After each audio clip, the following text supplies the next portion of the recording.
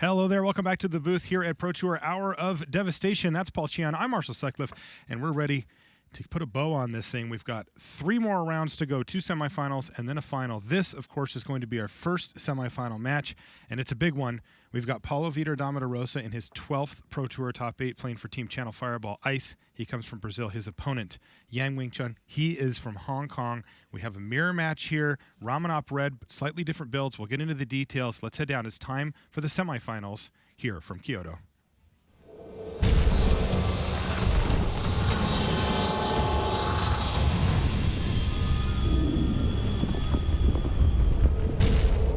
Hello and welcome to coverage of Pro Tour Hour of Devastation. I'm Marshall Sutcliffe in the booth with Paul Chun, and it's our pleasure to bring you coverage of the semifinals.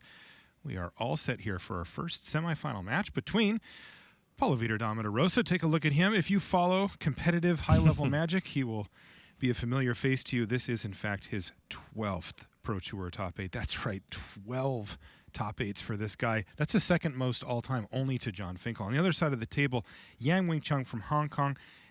Now, he's also playing the same deck as Paulo. They're both on Ramunap Red, slightly different builds. Paul, how does the matchup break down here? So game one, it is very close. They play almost the exact same 60 cards. Paulo does have, I think, a slight edge because he goes a little bit bigger as he is playing Chandra, Torch of Defiance in the main deck. He's got 2 copies of that. But, you know, Paulo, when we asked him how he thought of kind of his matchup against the various red decks, he kind of said, well, I think Seth Manfield is going to be the most difficult matchup amongst the Ramunap Red aggro decks.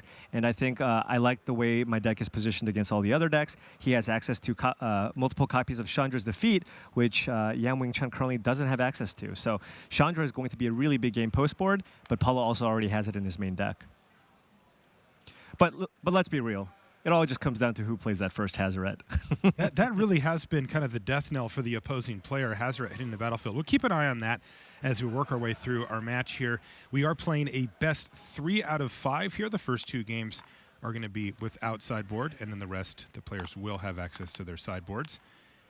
And you can see here that a quick start from both players. This is customary with this deck. In fact, it is designed to do just this, as Paulo is going to attack with both a Bowmat Courier and a Falconwrath Gorger, and prompt Yam to be on the defensive here. He says, may I block? Paulo says, sure. Do your worst. Yeah, does he want to take an additional point of damage here, or does he, or, you know, potentially losing the card advantage provided by the Bowmat Courier? Paulo short on lands, though. Only stuck, currently stuck on 2, but he's had plenty of 1-drops to deploy. This deck tends to curve out at 4, but it can operate pretty well off of 2. Right, and that's the thing. Both of these teams who are bringing the Ramunap Red deck have more than the typical number of lands. I think many of the teams who actually tested a lot with this deck opted to play 23 to 24 lands in the main deck. And people are actually sideboarding in more copies. And a large part of that is because, well, this deck, very, very difficult to flood out with. You have access to the Ramunap Ruins, as we touched on before. Right. And again, that in conjunction with the Eternalize effect on Earthshaker Kenra and Hazoret the Fervent means that, well, you're just not going to lose because you get flooded. All your lands are just going to be shocks in the late game. And the reason Paul brings it up is so atypical for decks like this. Normally, that is one of the ways you lose the most often with these type of decks, is that you draw simply too many lands. And they'll often play very few lands as a result to try to hedge against that as much as possible. Right, now there's just not as much of a cost, and you really need to be able to play that Hazoret on turn 4. It is very, very important. And actually, after talking with Sam Black, he didn't really test a whole lot going into the Pro Tour. He didn't really test a lot of the mono red deck. And after playing through the Swiss portions, he kind of said, well, you know, I kind of really wish I played a couple extra lands in the main deck, because Sam, only on 21. In the meantime, a pair of Falconwrath Gorgers now for Paulo Vitor Damo da Rosa as he carries Ev away within a braid and gets another hit in. Yeah. Yang Chun with probably a ton of options. His hand is pretty full, but Paulo does have the slight edge here. But of course, anything can change, as we've seen in previous matches, if somebody draws a Hazoret, the Fervent. Wow, but no removal. And Yang Chun has 3 mountains in hand. His hand's bad. Wow. Yeah, this is going to make things very difficult for Yam. He just simply has so few resources to work with. Right. And Paulo, that Bomat Courier currently on 2 counters, or 2 cards rather. He can opt to cash that in for a 3rd card if he so chose. I bet he's going to do that as well. He's got an Earthshaker Kenra. Let's see what he draws for the turn. Wow, yeah, the Earthshaker Kenra was an excellent draw. That means that the Soulscar Mage will not be able to block, and that's huge because Yam Wing Chun could very easily be holding Shock here, which would turn the Soulscar Mage into a 2/3, meaning that he could actually just eat any one of Paulo Vitor's creatures. But the Earthshaker Kenra ensures that that can't happen. Interestingly, Paulo has a decision here. He's got Village Messenger as this draw step for the turn, Paul, but that would, of course, turn off his ability to activate that Bomat Courier. Right, I think he would rather give himself the chance of kind of cashing that Village Messenger in for 3 cards if Yam Wing Chun opted to block the Bomat Courier. But Yam Wing Chun's actually pointing that Bomat Courier at one of the 2-power creatures here. Really trying to preserve his life total as much as possible, but this shorter-term approach could really come back to bite him if that Bomat Courier gets cashed in for 3 or 4 cards during the course of this game. Paulo's looking at the board thinking, do I really want to cast this, or do I just want to leave up the mana here for the Courier? Yeah. I mean, it looks like Yam just doesn't have an answer for the Courier if you're sitting in Paulo's seat, right? I feel like I'm eating my words a little bit as I said, well, the Ramunap Red deck can't really flood out too hard. And Yam Wing Chun's currently holding 3 mountains in hand and doesn't have a Ramunap Runes in play. Oh, maybe he'll draw Hazard. Yeah, but the thing is, even if he draws the Hazard, he can't attack or block with it as he's got 3 mountains in hand. Yeah, it would take another 3 turns or so for him to deploy all the cards and get those mountains out of his hand. Really in a tough spot here is Yam Wing Chun, and things are not looking good for him. And the draw was just a Bomat Courier. Paulo Vitor looking good here because he's got that Bomat Courier, and I wonder if Yam Wing Chun is going to cash that Bomat Courier just in the hopes of drawing a removal spell. He is. Yeah. But Paulo's got that base covered. If Yam does do that, then Paulo can just simply activate And another land? Really? Wow. 7 lands. And he passes back. Paulo does not sacrifice his Courier. He wants another card off of it, and why not? And Paulo can opt to play the Village Messenger here or just drop a Karizev instead. It is a much bigger threat currently. And yeah, Paulo's just going to swing in with all 3 of his creatures.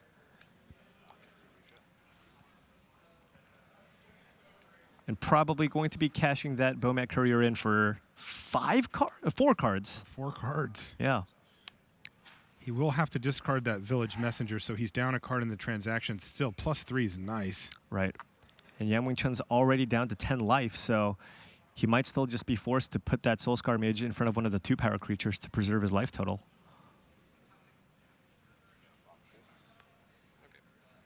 He's going to do that. Yeah. So Paulo says, okay, let's go to damage. When does he actually do the Courier? Does he wait again? Well, given that he missed the land drop, there are 5 cards under the Courier. This might be a decent opportunity for Paulo to cash in, or 4 cards under the Bomat Courier. This might be a decent opportunity to cash in the Bomat Courier, try to hit a land for turn, and he's just going to be so far ahead on cards. Paulo says, you know, I'm just going to hang in there. It worked last turn. I'll just do it again. Yeah. I mean, if he gets to untap with the Courier, that was finally a shock for Yam, but it's so late, and Paulo has that mountain at the ready. Yeah. So Yam Wing Chun, again, might need to fire off the shock on one of the 2-power creatures instead of the Bomat Courier, even though it really, really stings to do so. Wow. Just more creatures on the board. And I think Paulo can actually just... He just wins without ever activating the Courier? What in the world? That was just a backup plan. Just a backup plan. The draw 4 or 5 extra cards backup plan for the Hall of Famer, who decisively takes game number 1 here from Yam Wing Chun, and that means that we're going to go to game number 2. Now, game number 2, we will not have sideboards for that, so the players are just going to immediately shuffle up. We're going to have a lot more mono red on mono red action for you here after these messages. Play Standard each weekend to win special Standard Showdown prize boosters. Hour of Devastation Standard Showdown events are hosted by local stores each Saturday and Sunday. Find a location to play at magic.wizards.com/Standard Showdown. Always know the right play to make? Show off your skills at a local preliminary Pro Tour qualifier. With over 500 game stores worldwide running PPTQs, Find an event near you at magic.wizards.com/pptq.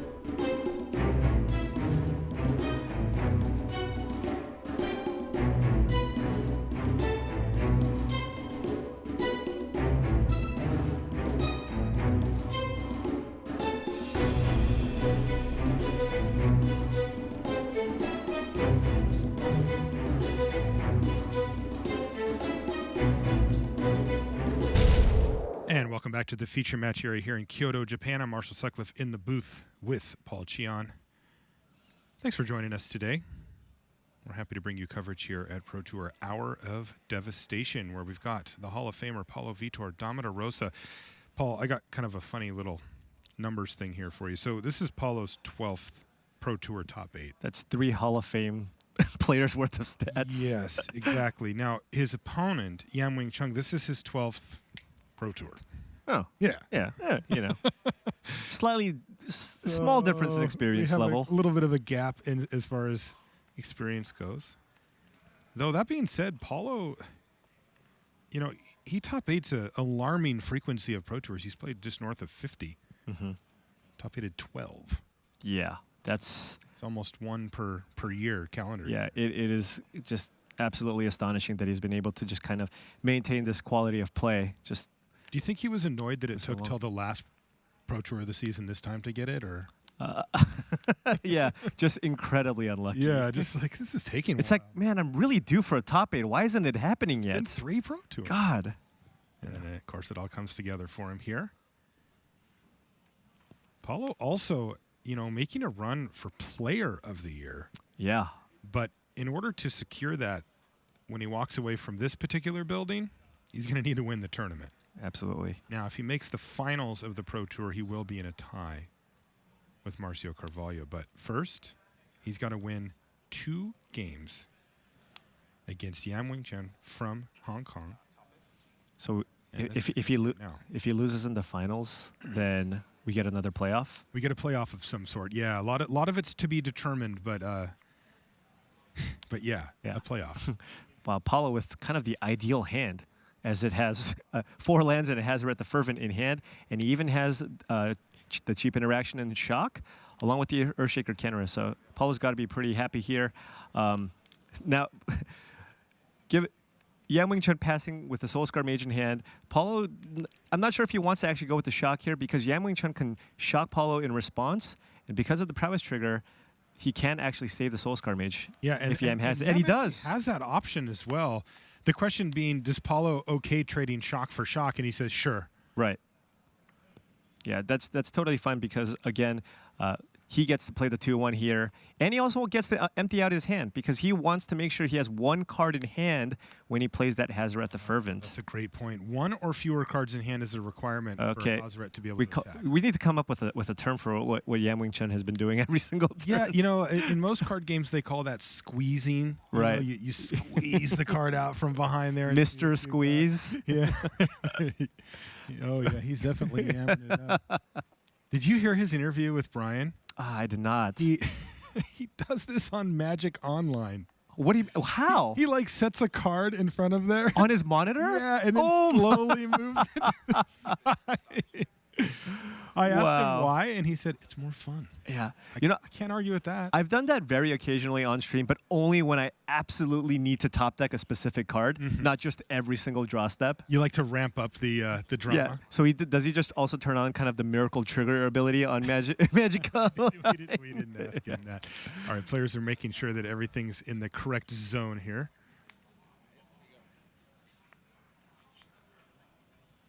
This is kind of interesting, actually. The Incendiary Flow killing the Earthshaker Kenra. Normally you'd think, okay, well, it gets exiled, but here it actually doesn't. Right, because Soulscar Mage, when you cast a spell, it deals damage to the creature in the form of -1/-1 counters. So that actually... Instead of the damage. Right, so that supersedes the Incendiary Flows text, and so the Earthshaker Kenra is now in the graveyard, which is much better for, of course, Paulo Vitor. Right. But Paulo also sitting on a decent amount of lands here. So he will not be able to play the Hazret on turn 4 with 1 card in hand. Still, it could be scary enough where he plays it and then is able to try to empty out his hand the next turn.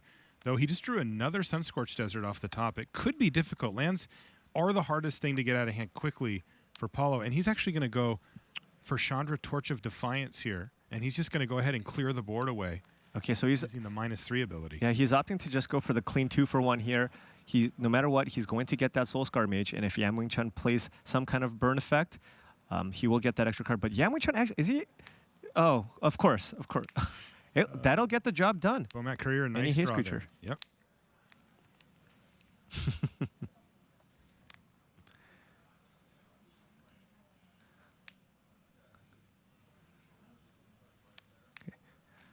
Don't think it's going to matter too much how he taps here. No, he's just being careful. Right. He's out of action. He really has nothing else going on. Yeah.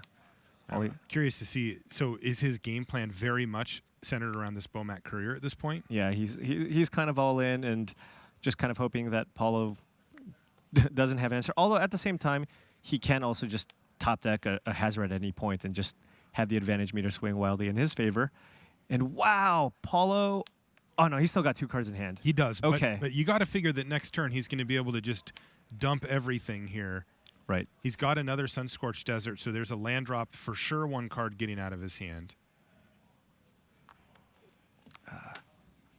I mean, this is the turn. Paulo's slightly ahead, but Yang Chun, if he draws a Hazret here...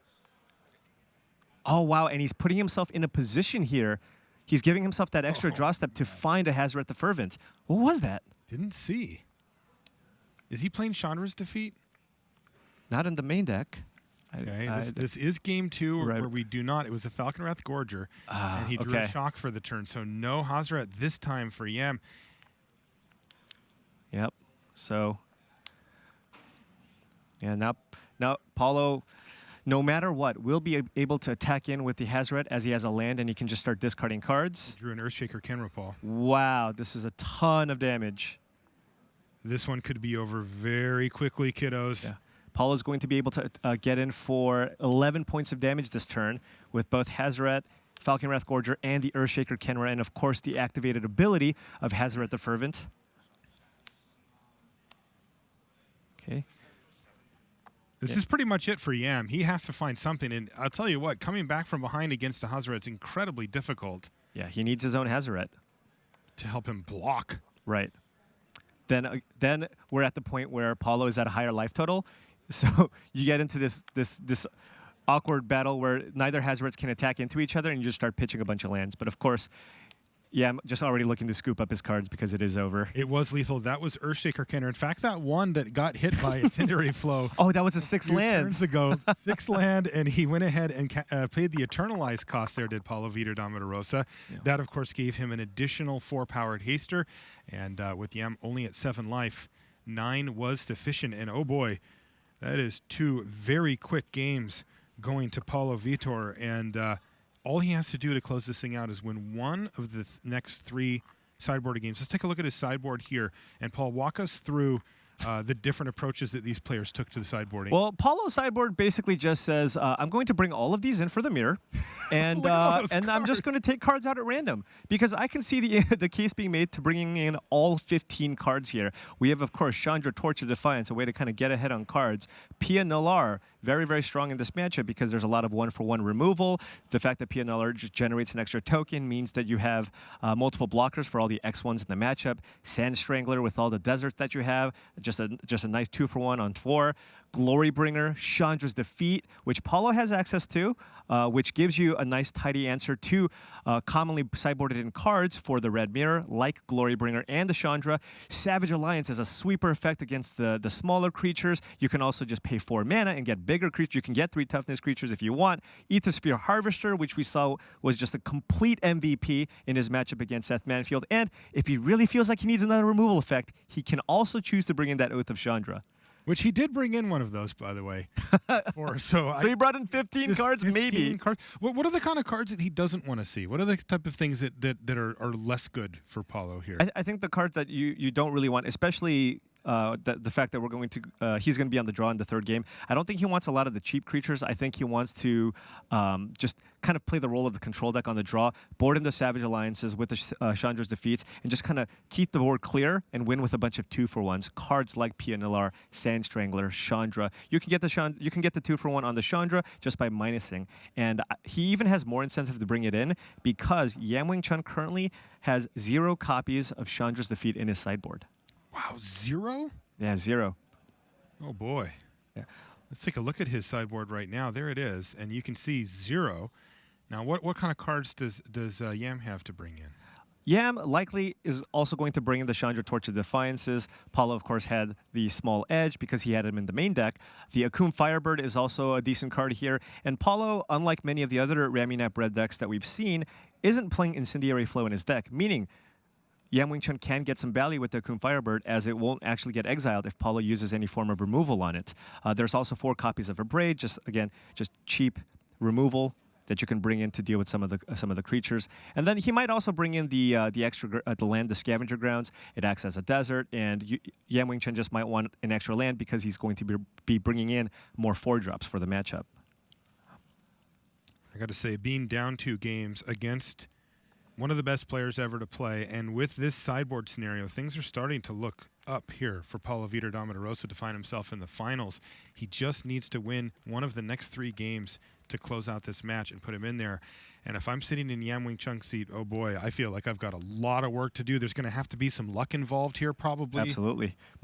Maybe some more mulligans to 5. Yeah, not that slowed down PV much, but yeah, that would help for sure. And that's just a scenario you find yourself in sometimes when you play tournaments like this. Is you're behind and you have to maintain your focus. You have to keep yourself together and just keep on making good decisions and hope it pans out in the end. But in the back of Yam's head, he's going to be thinking to himself, oh boy, because Paulo's not going to give you an inch. Definitely not. Paulo's sideboard plan, he just has so many great tools. Paulo just kept saying, look, if I can get past Seth Manfield, I really, really love my matchups. I think I have a really big edge after sideboard. And the fact that he's up 2-0 in the game 1s, it's a really great sign for Paulo. Well, we get to find out shortly here as players are now presenting their libraries. can see our feature match area here in Kyoto. It's also possible that, we kind of talk about how Hazoret is one of the most important cards in the matchup, but maybe on the draw, you could consider shaving one. It might sound crazy, but Paulo is boarding in a lot of expensive cards. So often on the draw, you're not going to be able to attack or block, at least until maybe turn 6 or 7 of the game. Having 2 Hazarets in hand is a little bit cumbersome. You usually have to discard one to the other. At the same time, we've also seen just Hazoret completely take over games the moment it hits the battlefield. So it might just be worth it just to keep all 3 in.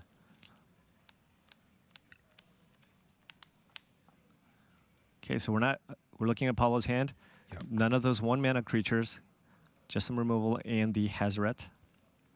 What if he just goes up to like 75 cards? Just everything is good. Need it all. Wait, no, Paulo was a one who specifically wrote the article on why you shouldn't play 61 cards. So if you went up to... So you think it's unlikely? Probably.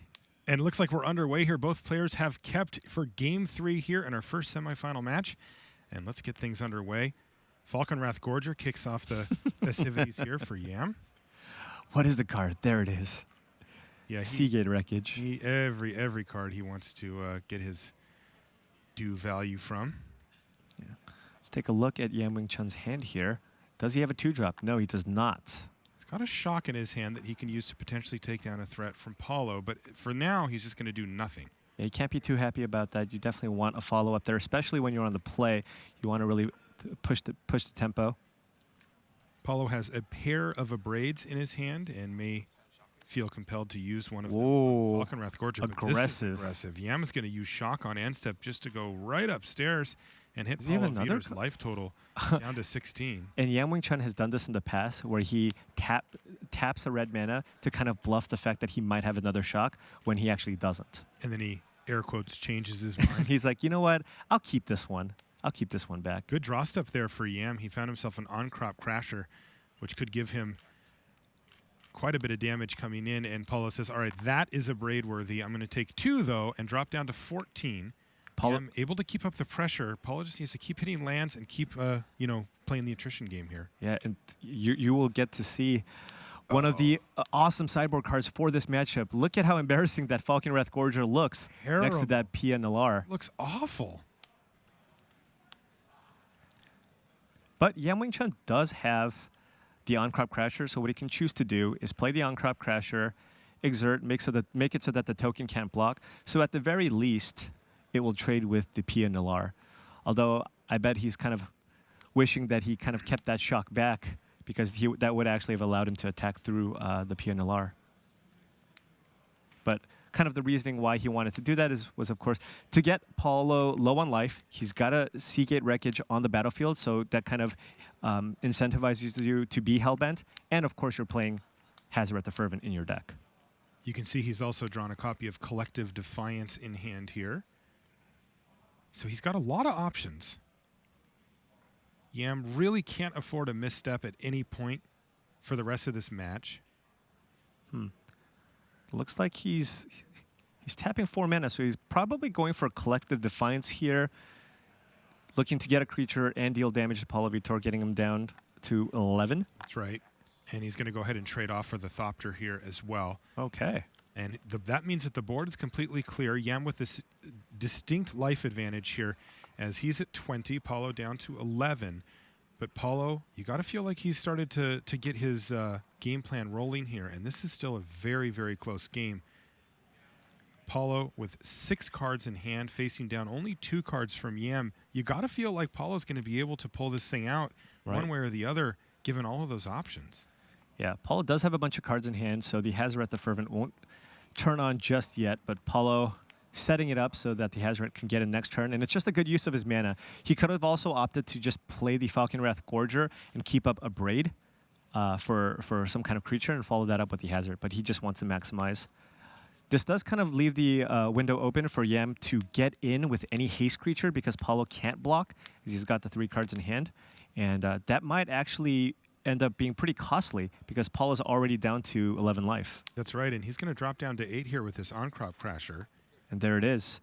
Had Paulo played the Falcon Wrath Gorger and kept up the Abrade, he would have been in a much safer spot here. Let's look at what Yam's working with here. A couple of removal spells in hand, an Abrade as well as an Incendiary Flow. Okay, so Paulo effectively at 5 life, and he's got the Ramunap Ruins in play. This is going to be really close. I mean, and Yam Wing Chun is currently on 20 life. I actually think Yam is the one who's got the slight edge here because Paulo is pretty low on life. Big turn here for Paulo Vitor Damo da Rosa in this game 3. Will it be the decider, or will Yam win and force a game 4? Paulo really doesn't have a lot of wiggle room, but he has so many options available to him that he's got to feel like he's going to find some way out of this. Yeah, he really needs to empty out his hand for Hazoret the Fervent, but he's got 2 mountains in hand and an Abrade, so the Hazoret can't attack or block this turn.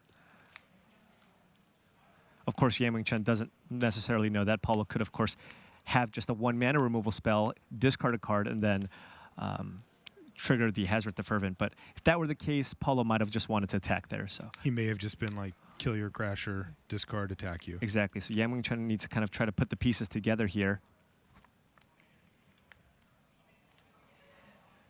The thing is, Paulo needs to have exactly Shock to be able to block with Hazoret the Fervent or 2 removal effects, but that seems fairly unlikely.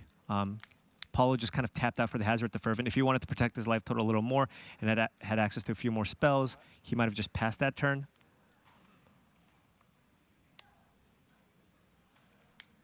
So what is Yam Wing Chun doing? Well, it looks like Yam is going to take the much safer route here and ensure that he can get in for 3. This is really interesting. Oh, he's actually going to take the super, super safe route, and actually he's targeting Hazoret the Fervent. And then he's going to go for the Abrade here? Yes. On the Falcon Wrath Gorger. Okay. Right. Well, this does effectively guarantee that his Onkrop Crusher gets in outside of a removal spell. So he really did try to make sure that he could get in. Paulo, though, does have Abrade, and that means that the Onkrop Crusher is not going to hit.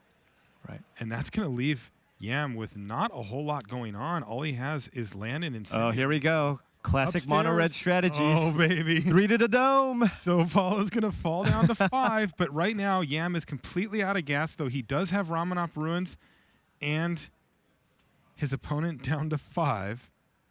Paulo's going to start throwing mountains. Paulo getting in for a good amount of damage here. Ooh, and the Karizev, an excellent little blocker here. And Yam Wing Chun just already at 12 life. Just from one hit and 1 activation. I guess I'm assuming he played a Sunscorched Desert at some point.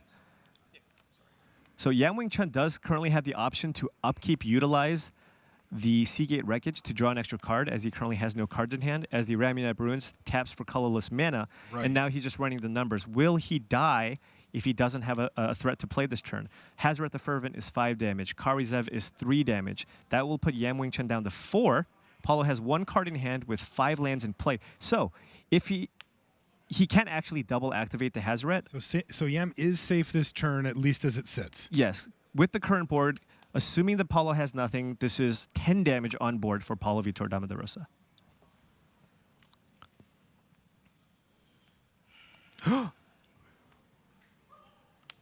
Karizev's Expertise?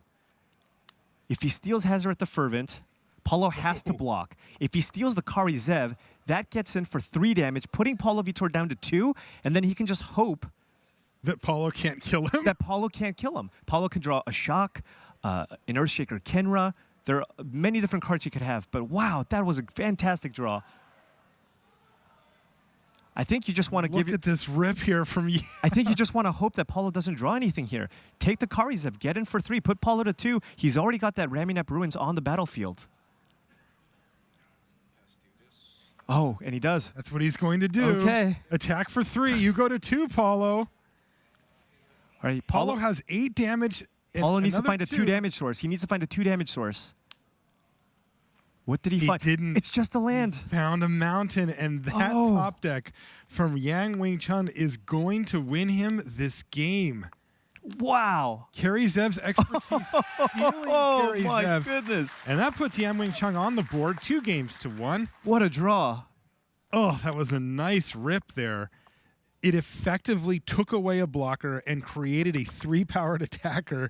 It was very similar to an on-crop crasher there for Yang Chun, and that was all he needed. Right. Well, besides dodging a top deck there from Paulo Vitor Damo da Rosa, but we're going to get a game 4. This one, not over yet. By the way, that Karizev's expertise, a one of. Just the one. Just the one of in Yang Chun's list. A little spice, a little something nice. Went a long way. Wow, let's take a look at the decks that our players are playing with here, Paul, because this has certainly been the story of the tournament here, right? Ramunap Red has dominated the top tables from the get-go and is in fact dominant in the top 8 here as well. This is Ramunap Ruins, of course, the namesake for the deck, and I have been so impressed by this card in Standard. It has been so great. Yeah, just a total game changer. It actually just won Yang Chun game number 3. Yep. The fact that it's just a land. It's just a utility land. Any red deck doesn't really care about taking a few points of damage to cast their spells. But in the late game, this just turns all your deserts into shocks. It's just, it gives the red decks the reach that it didn't have before. And this land kind of single-handedly turned this from kind of a, I'm not really sure I want to play this deck because I usually get my opponents down to 8 or 6 and then I just flat out and die, into, oh, now all my lands just kill my opponent. That's right. I think that third bullet point is really the key one.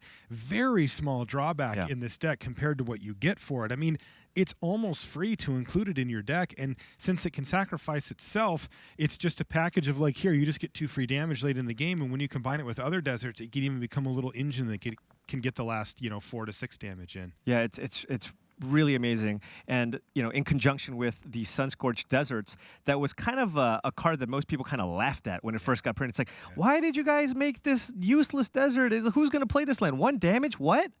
Well, turns out it synergizes really nicely with Ramunap Ruins. Yeah, each one of those ends up being a lightning bolt to the head. Yeah.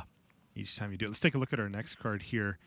This is Hazaret the Fervent. We have been talking about we were talking about Hazaret before we started work today. We talked about Hazaret when she won a bunch of matches in the feature match area. At lunch, we talked about Hazaret. This card has really kind of blown the doors off of Standard, especially when you're talking about the mirror match here for these Ramunap decks. Yeah, absolutely. Although, looking at Paulo Vitor's sideboard and sideboard strategy, that Hazaret wasn't able to do a lot of work. Paulo was just kind of a little bit flooded and just kind of a little too much on the back foot. So it's curious to see like how many Hazarets should belong in your deck, especially on the draw. I think so many of how these players are going to sideboard will be based on play or draw. For example, Karizev's Expertise, excellent card if you're on the play, looking to push the tempo and just kind of use it to steal some damage through. But I'm not sure if Yang Chun's going to want to have that same card in after the sideboard when he's on the draw. Right. Really, really difficult to interact with for these red decks as well. We were looking earlier, me and Mark Calderoa, one of our text writers, and we were going, well, are there any answers in these decks for these? And it's just like, no. Yeah, basically Grasp of Darkness is the cleanest, most efficient way to deal with it. And in this red mirror, forget it. No, steal it. Yeah, Karizev's Expertise, the one of here. Yeah, or have your own Hazard in play, then steal it with Karizev's Expertise, and as it is a legendary creature, you can get rid of it. Oh, that's a combo. Yeah, there's also one other way to actually get rid of the Hazaret the Fervent, which is play Soulscar Mage, then cast Chandra's Defeat on Hazaret, dealing 5 points of Wither damage. Which would get rid of it. Does get it done, doesn't it? Yes. So there are a few combinations of cards, though. Incredibly resilient threat. Let's take a look at Earthshaker Kenra, a breakout card here. Yeah. And this is kind of the little 2-drop that this deck needed. Absolutely. It allows you to get in for additional attacks in with the Bomat Courier, which is huge. Turn 2, oftentimes people will just play a blocker and your Bomat Courier doesn't do anything. And this is a way to force through two points of damage and also let your other little creatures get in for more. And really what this deck wants to do is just get in 12, 14, 16 points of damage and then just draw one of your Ramunap Ruins and drain your opponent out. And this is kind of the reason why Control really hasn't done anything in this Pro Tour. Right. These type of cards are just so difficult to deal with because, when you are sitting in the control player seat, it's pretty easy to deal with a 2-1. You should be able to make that work. But then you're looking at your hand thinking, okay, how can I make this game go super long? And then you look over at their graveyard and you're like, well, I'm going to have to deal with those at some point if I do make this game go super long. And they've got the passive damage as well from the Ramunap Ruins itself. It can be very difficult, and they certainly didn't fare well this tournament. Players are taking a look at their opening hands, and I was going to say there were 6 in cards for Yam, but of course he just had one hidden at the back.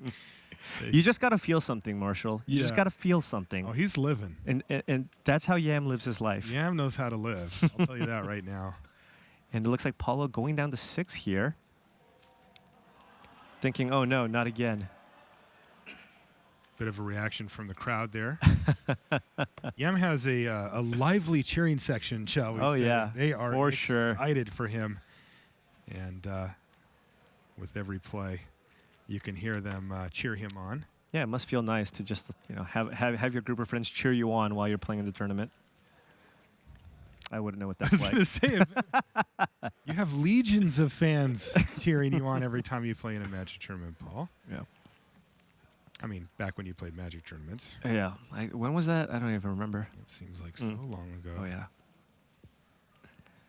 All right, Paul's going to take a look and see if he can find a keepable 6-card hand. He had a hard time doing that in his quarterfinal match, but it did not stop him. That looks like a pretty easy keep there. Yeah. Still don't see any of those 1-drops that we saw. I was really trying to figure out how Paulo would sideboard if he was going to be on the play. Still unclear, but definitely has a very great hand here. Turn 2 Kariza followed by turn 3 Pia Nalar if he finds a mana source. And that was a Falconwrath Gorger off the top for Yam, so that'll be a nice target for Paulo's shock. Yeah, and Yam Wing Chun player draw, opting to just keep many of the 1-drops in his deck. I think he thinks if the games go long, Paulo's sideboard is just so well set up for that you just want to be the aggressor. Here's Kerry Zev's Skyship Raider now for Paulo. What Vitor. can it be? That's a Ramunap Ruins. Let's see what Yam has lined up here. He's got an Earthshaker Kenran hand. Can use that to just get in for 2. Not the best blocker. Yeah, only 1 toughness on the Earthshaker, so race initiated here by Yam. He's going to just chip in there for 2, but that means he's going to take 3 on the crack. Oh, and Paulo did not find a 3rd land. If he found the 3rd land, played the Pia, he would be looking really nice with the Pia Nalar on the board, Kari Zev and 2 removal spells, but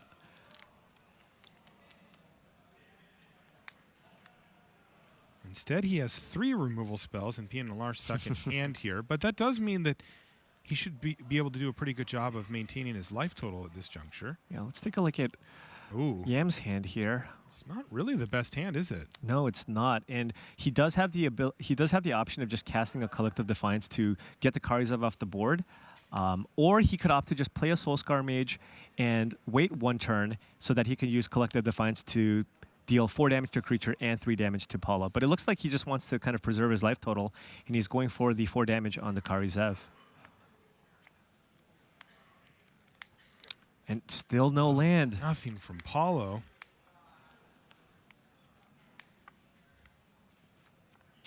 Paulo drew a shock for the turn. Okay. So that's an on-crop crasher, but Paulo did pass with 2 mana up, so this on-crop crasher is just going to get abraded here. Oh. If Yam opts to play it. Paulo going toe-to-toe here with Yam, at least being able to 1-for-1 each of the removal each of the threats, I should say. Paul can Paulo either says go with the shock or the abrade here. shock being the more... Or sorry, Chandra's defeat. So he's going for the abrade. Because, of course, at any point, Yam Wing Chun can just draw. Oh, he's also got a shock. got a shock He's got it all. Yeah, he does. It's just a matter of... I guess if you don't draw lands, you're It was, Your a drawing it was spells. a mana efficiency question there for Paulo. He decided that Abrade was the most mana efficient use, and then he untapped and killed the Soulscar Mage. So again, even though Paulo has Yam's not found land number 3, Yam is set up here. he wants that Any- Hazret so bad right now. Any 4-drop. Chandra, Hazret. Although Chandra wouldn't do that much work, as Paulo is holding a Chandra's defeat. So Hazret would be the best possible card here.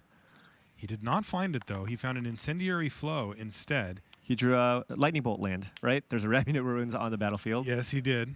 But he's actually going to keep both of his burn spells in hand this time rather than deploying them. Yeah, and he's got. Not a great draw here for Paulo either, just a Falconwrath Gorger. Yeah, and Yam's going to be able to cash in that Collective Defiance for a little bit of value, get rid of that Falconwrath Gorger, and deal 3 points of damage to Paulo Vitor. Paulo desperately looking for that third land. Another land here for Yam, but with Paulo at 16 life, he's got a lot of work to do. Oh, and here we go. Earthshaker Kenra, though, this is a huge threat. One thing to keep in mind, when you eternalize Earthshaker Kenra, it is a black token. Chandra's defeat does not get Earthshaker Kenra. What a beating. And there's land number 3 now for Paulo Vitor Damo da Rosa. He's going to play Pia Nalar and pass the turn back here to Yam. And we've got ourselves a game here. Yeah, but This that could be the decider if Paulo's going to win it, but if Yam can keep this advantage that he's gained, then he could force a decisive game number 5. Yam's ahead on life, has a ton of reach with 4 deserts on the battlefield, and has a bunch of burn spells in his hand. Yeah, his hand is Incendiary Flow and a pair of Collective Defiance. He's going to do 1 Collective Defiance right now to kill Pia Nalar and do 3 to Paulo. Paulo down to 9 here, so is Paulo going to chump block here with the Thopter? I would guess. He's in pretty bad shape. Yan Wing-Chun could also opt to use Incendiary Flow on the Thopter to get in for an additional point of damage. He kind of wants to just use all of his mana here because he does have the Ramunap Ruins to try to finish off the game. Yeah, getting in for 4 here would be... Yeah, if he uses the Incendiary Flow on the Thopter, that puts Paulo down to 5 life. Yep. Then he can use Collective Defiance to deal 3 more points of damage to Paulo, getting him down to 2. Then a Ramunap Ruins activation gets him dead. So, yeah, that extra point of damage is very relevant here. Things looking very good for Yan Wing-Chun to force a decider. How does Paulo get out of this? Another missed land drop, and he simply passes the turn back. Yeah, red decks have a lot of trouble with 4 toughness creatures. Paulo sitting with a Braid Sand Strangler in hand. There it is. Collective Defiance. Wow. Going to cause the game to end here. Paulo Vitor Damo da Rosa loses game number 4. Yan Wing-Chun wins it and forces a game number 5. It has been a day of game 5s here in our feature match here in Kyoto, and we're going to get yet another one. I'll tell you what, the player who wins this is going to be exhausted by the time they make it to the finals one way or the other. Is Yan Wing-Chun going to give Paulo Vitor a taste of his own medicine with the reverse sweep? He's now setting himself up nicely. And I was talking about how this matchup actually favors Paulo after sideboard, but he wasn't able to find that third land this game, and that was huge. Yeah, both of the sideboarded games have gone against Paulo Vitor. Yeah. Collective Defiance has also been very impressive here. That being said, you know, again, we're in sideboarded games. That favors Paulo. He's going to be on the play here. That's a huge deal in this matchup. And Paulo still looks like he's in a good position here for this one game. But we all know how Magic goes. One game, anything could happen. Who knows? We actually get to get a glimpse of how Paulo's opting to sideboard here. Oh, you can see it on your screen? Yeah, it looks like he is he boarded out the On-Crop Crashers. And he actually has some Chandras in his sideboard as well. And he also took out the Savage Alliances because he's going to be on the play in the last game. I think he wants to just make sure he has a critical mass of threats and cheaper, maybe more efficient removal. Yeah, On-Crop Crashers, some number of Chandras. I mean, when I was going through sideboard, I really couldn't get a good grasp of how he's going to sideboard because everything seemed like a reasonable card to keep into the deck. Both of these players came with testing teams. Paulo, of course, plays for Team Channel Fireball Ice. One of the premier testing teams with some of the most experienced players on it. So they will have certainly taken care of a lot of business as far as figuring out sideboarding, running the matchup, and getting the information that Paulo needed. But Yam's not alone either. He tests with Team MTG Mincard. He's not on the official Pro Tour team, but he does test with them. And I'm sure that his teammates were running through the iterations for him as well last night while he was getting maybe a little bit of shut-eye. Yeah, absolutely. I'm sure his teammates gave him kind of the ins and outs and all the various sideboard strategies depending on what you kind of would expect Paulo to sideboard. I now do actually understand why Paulo opted to board out the On-Crop Crasher. Normally, very, very powerful card, very good card when you're on the plate, but Yan Wing-Chun, 4 copies of Shock in the main and 3 copies of Magma Spray as well in the sideboard. So you don't 6 possible ways to kill your 3-drop? 7 actually, sorry, 3. 7. Yeah, so you really don't want to put yourself in a situation where your opponent gets to basically get a 2-mana advantage on your 3-drop by using a 1-mana removal spell. Yeah, it's just being realistic from Paulo's perspective there. Yeah. Whereas, when you're trading a 1-mana creature for a shock, well, it's just a 1-for-1. Well, for all the pressure that these players are facing, they both look pretty chill. Paulo never really looks worried. Yeah, well, he's been here a Maybe few he times. always looks worried. I don't. He just always has the same expression. It looks like it's like a look of concern. Yes, it is a anything. concerned look. But I'm sure he already had kind of a good idea as to how to sideboard here. He seems to content with his sideboarding there. There's Yam. Oftentimes, when you have a teammate make the top 8 of a Pro Tour, a lot of your teammates will help you test the various matchups. Well, there were more or less 6 copies of Ramunap Red in the top 8. So, I think you can go really deep on all the little intricacies on how you think your opponent's going to sideboard.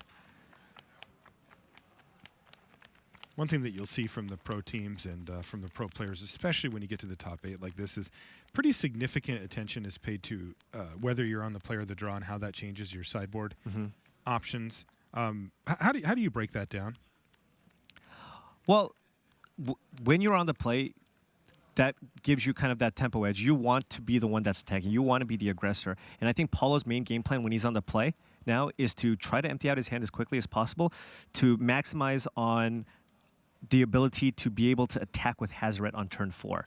And we saw that it was kind of stranded in his hand in a previous game, and Paulo definitely doesn't want that to happen. So I think Paulo's going to want to keep that curve low. Looking at Yam Wing Chun's sideboard, there aren't really any sweeper effects.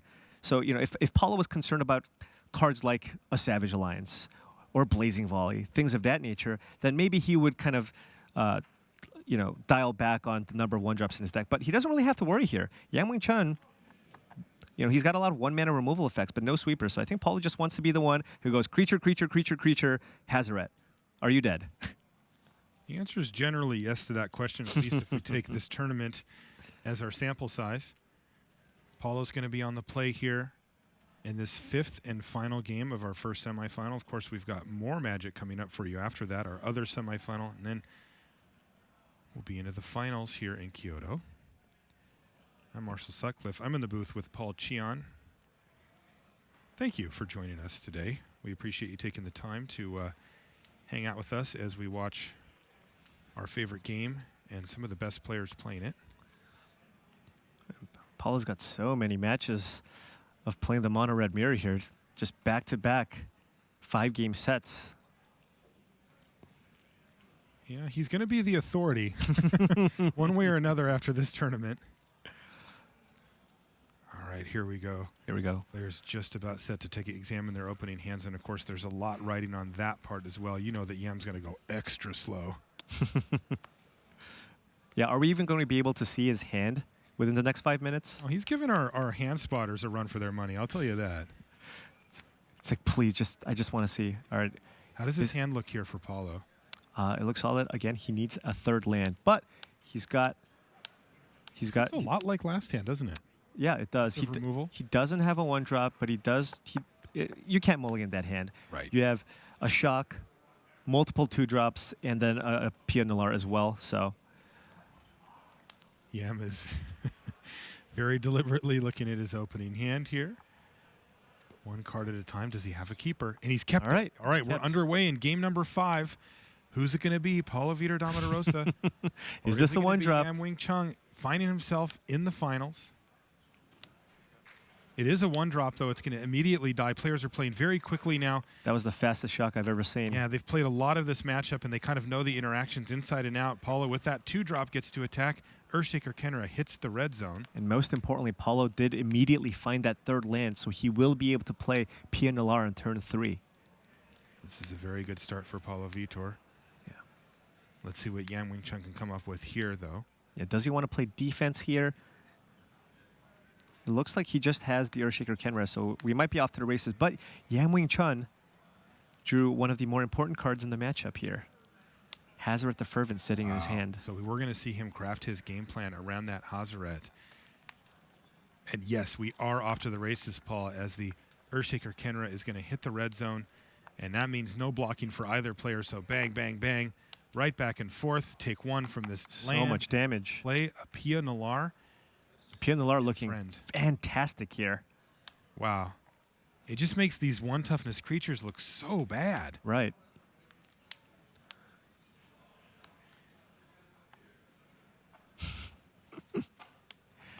Yeah, look at this. The Bowmat Courier, the Earthshaker Kenra, all of these creatures just can't do anything. He's got the Crasher here, so that can't get in for some damage. He can opt to play it, exert, make it so that the Thopter can't block. So at least if Paulo opts to block with the PNLR, it will be with the 2-power creature, so that doesn't feel quite as bad. He can force a trade there. He can force a trade, and you're getting rid of a 2/2 body. Now, if he wants to go full pedal to the metal, though, he can make it so Pia can't block and just jam, right? Just all of the pedals, yes. He can also do that, and that will make it so that the on-crop pressure wouldn't die. Right. So let's see what Yam wants to do here. He has played on-crop crasher. He could also could leave it back. Yeah, he could also just attack with the on-crop crasher and not the Earthshaker Kenra. Yeah. Seems like a reasonable line. Let's see how Yam wants to go. Shields are down right now for Paulo Vitor Damo da Rosa. He is completely tapped out, so Yam has perfect information about this combat step at least, and how he wants to approach it. Yeah, and Yan Wing He's Chun. doing math already. Well, Yan Wing Chun's got that Hazard the Fervent in hand, but it won't be able to attack, at least on turn 4. He's got too many cards.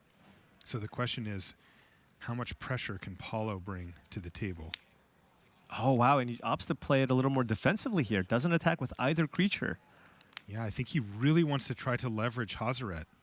Yeah, and what is Paulo working with here? Well, Paulo knows what he needs to do. He uses a Braid to take down the on-crop crasher and then sends everybody into the red zone.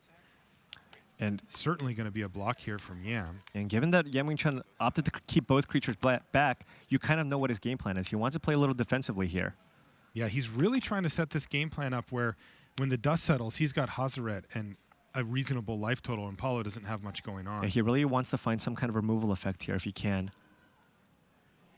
But it'll take about 17 minutes to find out what he draws. Sure. He found an incendiary flow, Paul. He did find it.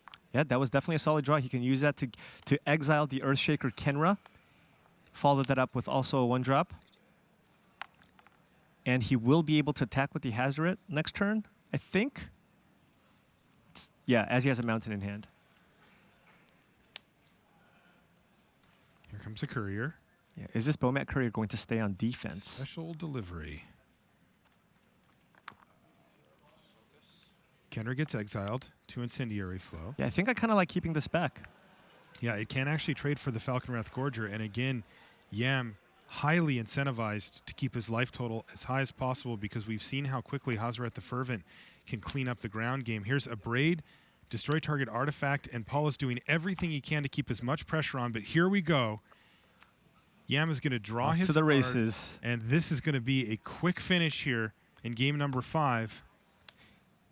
I think it's basically dead even here.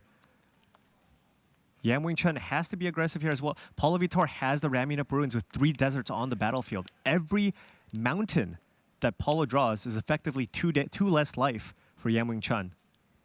Yam drew Collective Defiance. Ooh, that is an interesting draw. For the turn. Now, he can only play one of these this turn, but he could use it to wipe away Paulo Vitor's board here and even do 3 damage to him if he really wanted to. Right, but... I mean, the typical play would be to play Hazaret and start smashing, but... Yeah. The question is, does he actually want to play a Hazaret here on defense, at least for a turn to preserve his life total? He can opt to play the Hazaret, stay back. The Thopter will only get him down to 7. And the important thing here is to just make sure you're not taking chunks of 2 damage, because of course that means for every chunk of 2 damage you take, that's 1 less mountain that Paulo needs to draw for his Ramunap Ruins.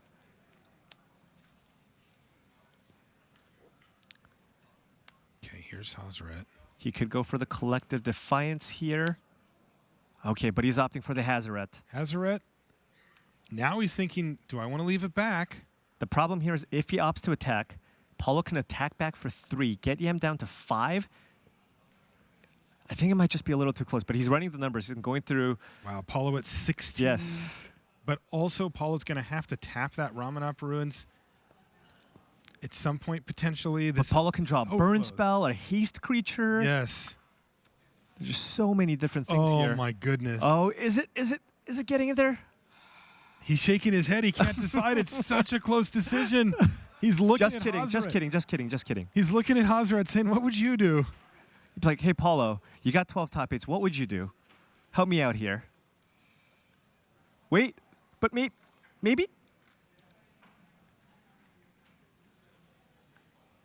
Just toss it up in the air. And he is going to attack. And he gets Hosret in. the Fervent hits the red zone. Off to the races. And let's see who is going to win this race. Is it going to be Paulo Vitor Damo da Rosa or Yam? That was a Bomat Courier off the top. Right, and that was a big draw. That will get Yam Wing Chun down to 4 life if Paulo chooses. Now, Paulo has to think, what's the combination of cards that Yam Wing Chun can have to get his life total down to 11? Now, Paulo currently holding a Chandra's defeat, so he's feeling pretty safe to any other haste creature that could be on the battlefield here. But this is a straight-up race. I think Paulo just wants to get Yam Wing Chun down to 4 here. All right. That's exactly what he's going to do. Wow. So Yam Wing Chun, with the Collective Defiance, he doesn't even need to use it to kill a creature. He can just that's a 3 damage burn spell for 3 mana. Hazard is 5, so that Paulo's effectively at 3. If he finds an Incendiary Flow, that will be the game. He could just kill him right here. Right. Incendiary Flow? Is it a flow? See what he's got. It's a flow. It is an incendiary flow. Oh my God! Yam Wing Chun just It's an topped incendiary flow off the win top. here, and look at this. No, He's you just can't put- attack. You can't attack. He has only 2 cards in hand. He can't Is he in his attack. combat step? What's going on? He can't attack. Is he? That cost him the no. game. Oh, That cost him the no. game. That could cost Yam Wing Chun the game. He's Oh not my God. allowed to attack with Hosret, and if he's already moved into his combat step, it'll be too late for him to deploy one of the 2 sorceries in his hand, and a huge head shake for him. What? The judge is going to help explain exactly where we're at, but there's no way that isn't him going to combat. Right. He picked up that Hazret. He is in his attack step right now. Okay, he needs to get a little slap of the cheeks here. He needs to get it back together. Now, He cannot attack. Is there a way that he can still find a victory here? He won't be able to win this turn. Right. No, he is not. He is not just dead yet. I don't believe, because he can use the Collective Defiance here to get the Falconwrath Gorger off the board, put Paulo down to 8, block the Bomad Courier, take 1 from the Thopter. If Paulo draws a Mountain, that would only get Yam Wing Chun down to 1 with the Ramunap Ruins. Wow. This is incredible stuff here. This is one of the hardest possible things to do in Wow. competitive gaming, is to make a mistake and be able to get yourself back together and reassess the board and say, what can I do now? Yeah, he is not in his first main phase. He picked it up looking to attack.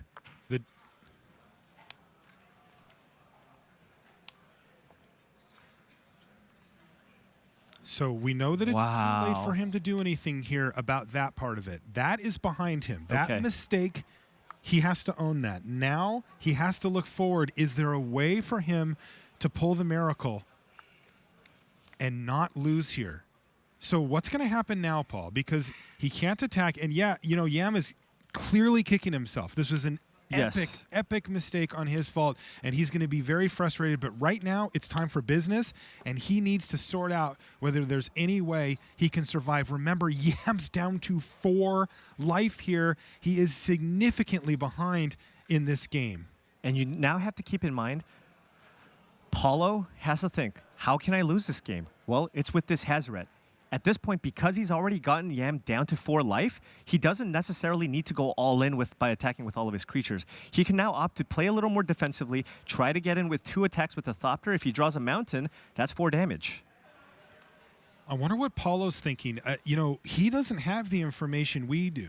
Right. He saw Yam go, I want to go to attacks and then take it back, and then clearly was distraught about the decision.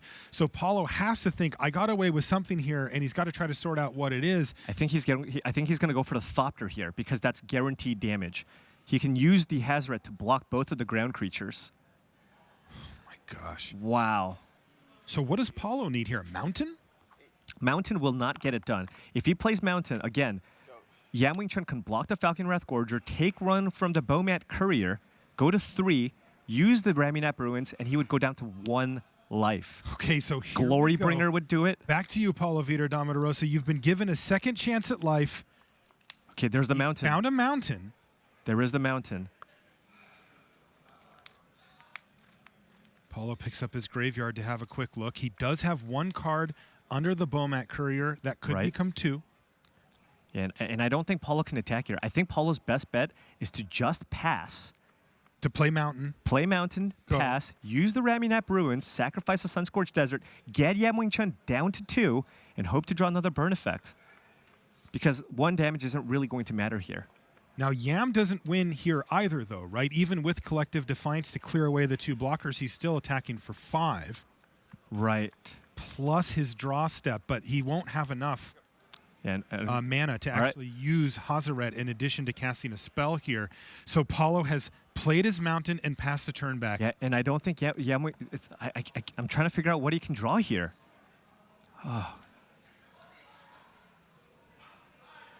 Does Yam Wing Chun have an Earthshaker Kenra in his graveyard? He does have an Earthshaker Kenra in his yard. He's 1 mana short from being able to do that, and he did not draw a land. He drew a Soulscar Mage, Paul. Wow. A Soulscar Mage. So he can either use that as a damage effect. By throwing it with Hazaret. Right. So now he has... Wait, okay, don't do that yet. Let's not do it. Let's not make the same mistake twice. Don't even touch that Hazaret, Yam. He's going to have to deploy at least one of these cards from his hand if he's going to be able to attack. So what he can do here is probably just play a Soulscar Mage and attack with Hazaret. Forcing a chump block. Forcing a chump block. And Paulo's going to chump block Close here. enough to forcing a chump. Right. And Paulo's likely just going to block here with the Falconwrath Gorger. End of turn, activate the Ramunap Ruins, sacrifice the Sunscorched Desert, get Yam Wing Chun down to 2. And then he has a lot of outs. Again, Mountain isn't out. Shock isn't out. Chandra Torch of Defiance isn't out. Ramunap Ruins. He could also attack with Bomat Courier, put another card under the Bomat Courier, and that would give him 2 more opportunities at finding a shock. Oh, interesting. He's actually going to just chump block with the Bomat Courier here. Okay, you know what? This also makes sense, actually. Okay. I forgot to mention Paulo's last card in hand now. Yes. He can actually use that to kill the Soulscar Mage. He's got a Chandra's Chandra's defeat. Defeat. To do that next turn, right? Yeah, it's Chandra's Defeat, exactly. But this turn, he needs to use up all of his mana on a Ramunap Ruins activation, correct? Right, so he can use Ramunap Ruins, get Yam Wing Chun down to 2, untap, cast Chandra's Defeat on the Soulscar Mage, and get in for the final 2 points of damage with the Falconwrath Gorger. So now Yam Wing Chun has to decide, do I want to use this Incendiary Flow on Falconwrath Gorger or Paulo Vitor's face? He's going to have to use it on the Gorger, isn't he? He's going to have to. All right, here we go. He says, I'm casting it. And now he's going to go into the tank about where he's casting it. Yeah, and now keep in mind, Paulo, for Paulo, Earthshaker Kenra also an out, as it can attack through the Soulscar Mage. So Paulo has a ton of outs. Mountain is an out. Earthshaker Kenra is an out. Shock is an out. Okay, he's going to take down the Falconwrath Gorger. All right, here we He's go. going to pass the turn. Paulo just has to activate his Ramunap. Here we go. Yam Wing Chun down to 2. Down to 2. So many outs. Is it a Mountain? Find it. It's a Chandra. Chandra. He can activate it, and that's 2 damage to Yam Wing Chun. Paulo Vitor Damo da Rosa wins the match 3 games to 2 in a match that will certainly go down as one of the most dramatic finishes we've had in the semifinals. Yam Wing Chun with a critical mistake here in Game 5, and Paulo Vitor Damo da Rosa says, I'll take it. This is a tough, tough loss for Yam. We've all been there. We've all made huge mistakes playing the game. This one, though, just happened to Yam at the worst possible time. That's a tough one. That's a really tough beat to take. Let's focus on the positive, though. Paulo Vitor Damo da Rosa does hang on to win. Sometimes you need a lucky break like that, and he's going to be into the finals, which means multiple things just happened, by the way. So Paulo made the finals. He could become a 2-time Pro Tour champ today.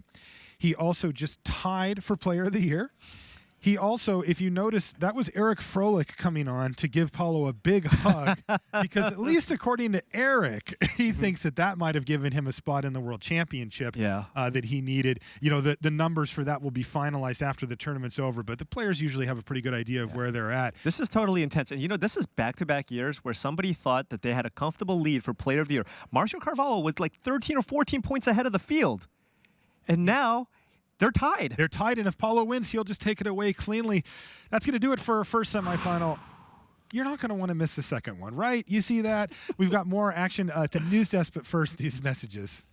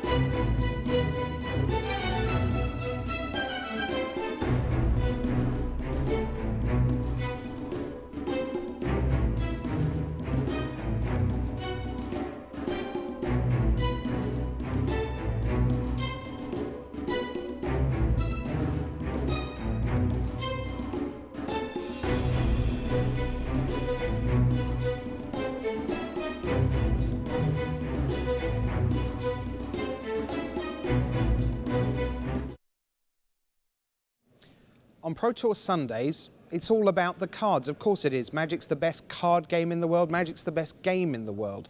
But Magic isn't just a card game. Magic is a people game. And sometimes the cards get in the way of the people. Sometimes the people get in the way of the cards. Sometimes people sit at home and think, I could do better than that. I could be a Pro Tour champion. Why do they get $50,000 for a turn of a card? But at days like this, you understand just what's at stake for someone who sees almost their whole life flash before them as they see, yes, I can beat this 12-time top 80. Yes, I can beat this Hall of Famer. Yes, I can be in the Pro Tour final.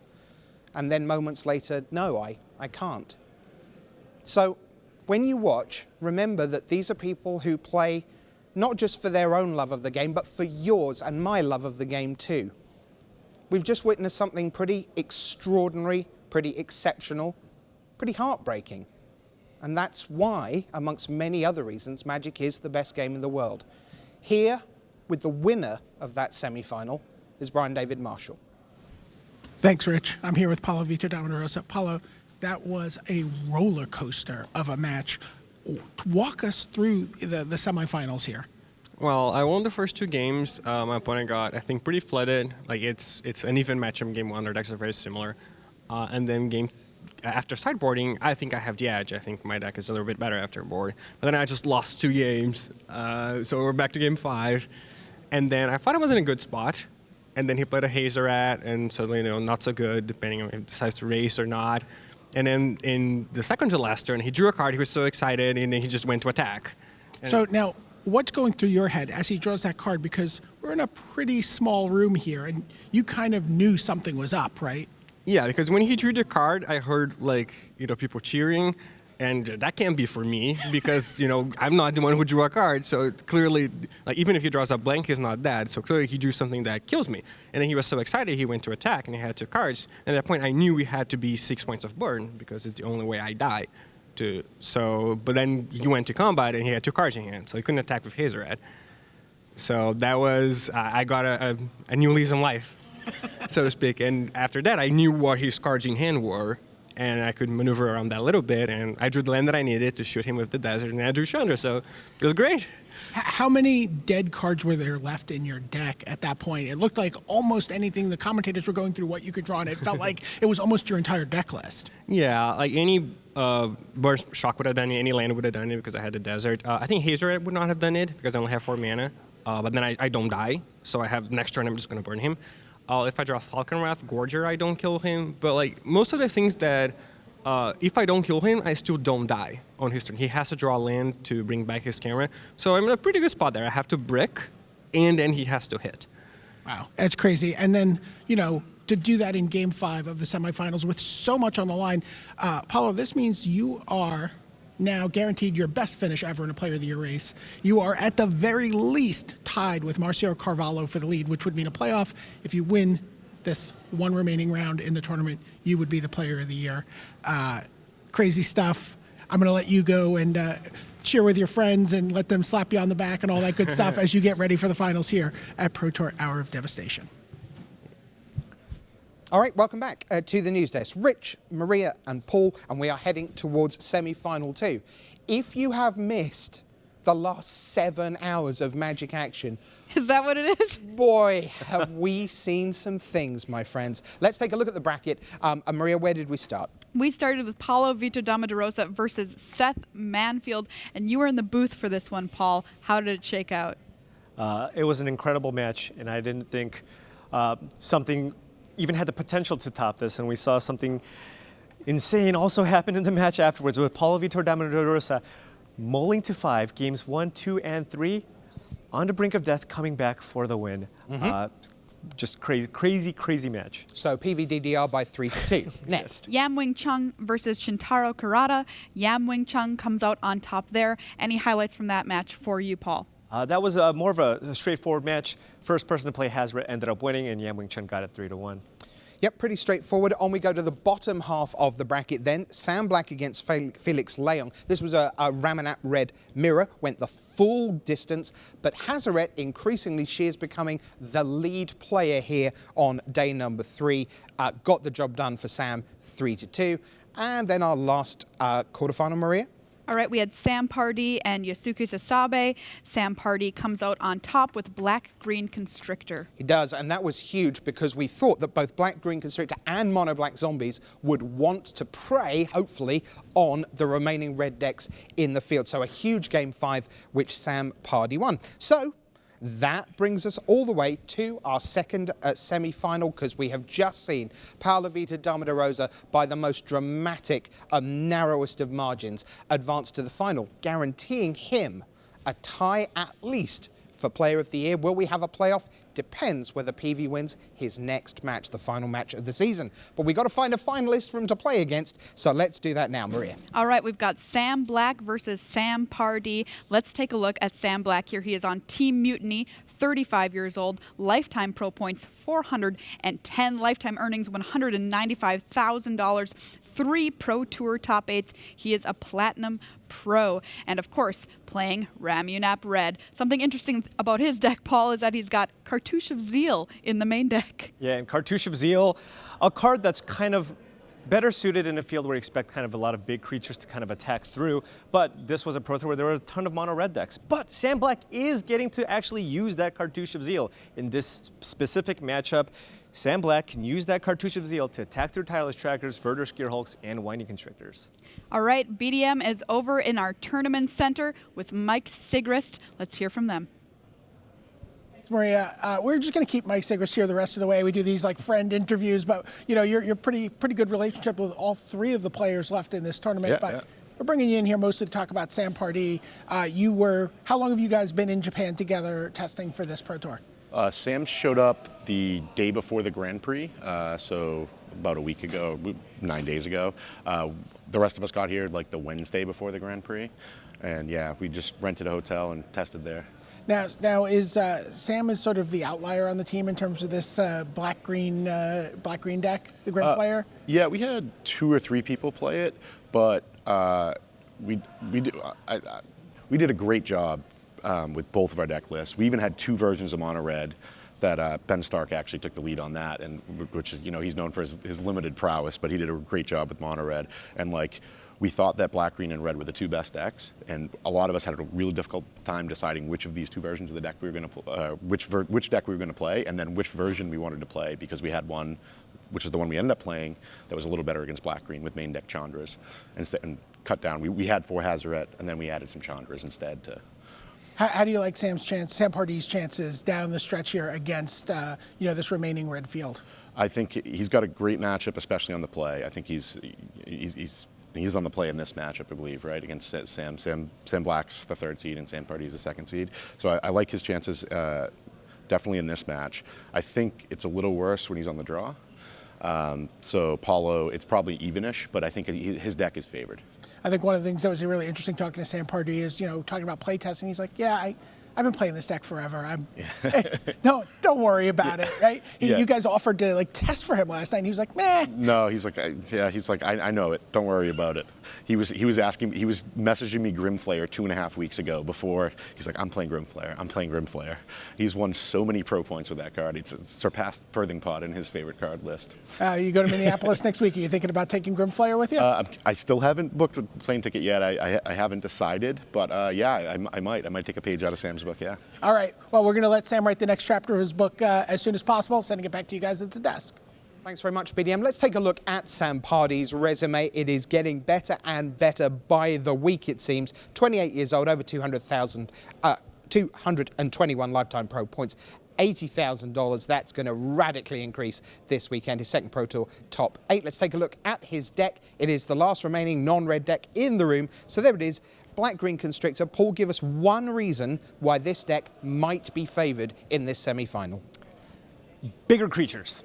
Sam's creatures are bigger, and he's got a lot of cheap, efficient removal for Sam Black's threats, and I think that's going to give him the slight edge. I don't think it's as big of an edge as most people think, but I do think he has a small edge in the matchup. Can it get any better? Let's find out. It's time for the 2nd semi-final here at Pro Tour Hour of Devastation.